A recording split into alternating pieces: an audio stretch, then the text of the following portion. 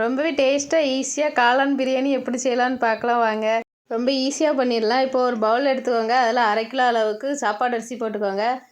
இது ஒரு மணி நேரம் நல்லா ஊறணும். நல்லா கழுவி ஊற வச்சுக்கோங்க. இப்போ 4 பல்லாரி எடுத்துக்கோங்க. அது இந்த மாதிரி நீளமாக கட் பண்ணி வச்சுக்கோங்க. 2 பச்சை மிளகாய் எடுத்துக்கோங்க. 3 தக்காளி எடுத்து இந்த மாதிரி கட் பண்ணி வச்சுக்கோங்க. இப்போ ஒரு மிக்ஸி ஜாரில் ஒரு கையளவு சின்ன வெங்காயம் எடுத்துக்கோங்க. ஒரு கையளவு புதினா மல்லியில் போட்டு நல்லா இந்த மாதிரி பேஸ்ட்டாக பரைச்சி எடுத்துக்கோங்க. ஒரு குக்கர் எடுத்துக்கோங்க. இல்லை எண்ணெய் ஊற்றி பிரியாணி ஸ்பைசஸ் போட்டுக்கோங்க. வெட்டி வச்ச வெங்காயம் பச்சை மிளகாய் போட்டு நல்லா இந்த மாதிரி வதக்கிக்கோங்க. கொஞ்சம் வதக்குனா போதும், கலர் ரொம்ப மாற வேண்டாம். இப்போ இந்தளவு நல்லா வதங்கின அப்புறம் 2 ஸ்பூன் அளவுக்கு இஞ்சி பூண்டு பேஸ்ட் போட்டுக்கோங்க. போட்டு நல்லா வதக்கிக்கோங்க. இப்போ நம்ம அரைச்சி வச்சுருக்கிற புதினா மல்லியில் பேஸ்ட்டை போட்டுக்கலாம். போட்டு நல்லா கலக்கி விட்டுட்டு இப்போ இந்த கலர் மாறுறதுக்காக 1 ஸ்பூன் அளவுக்கு மிளகாய்த்தூள் போட்டு நல்லா கிண்டிக்கோங்க. இப்போ நம்ம வெட்டி வச்சுருக்க தக்காளி போட்டுக்கோங்க. அதையும் போட்டு உப்பு கொஞ்சம் போட்டுட்டு நல்லா வதக்கி விட்டுக்கோங்க.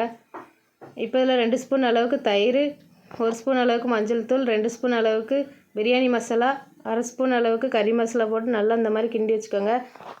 இப்போ பச்சை வாசனை போனதுக்கப்புறம் நம்ம வெட்டி வச்சுருக்க காளானை போட்டுக்கலாம். காளான் போட்டு நல்லா இந்த மாதிரி பரட்டி விட்டுக்கோங்க.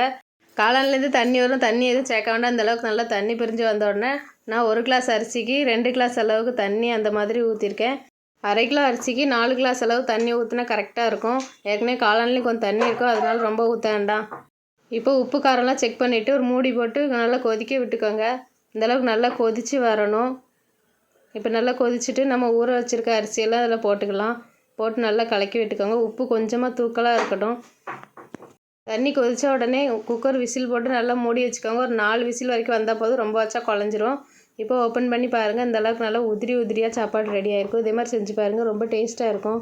இந்த மாதிரி வீடியோ பிடிச்சிருந்தா லைக் பண்ணுங்கள், ஷேர் பண்ணுங்கள், சப்ஸ்கிரைப் பண்ணுங்கள், பெல் ஐக்கானை கிளிக் பண்ணுங்கள்.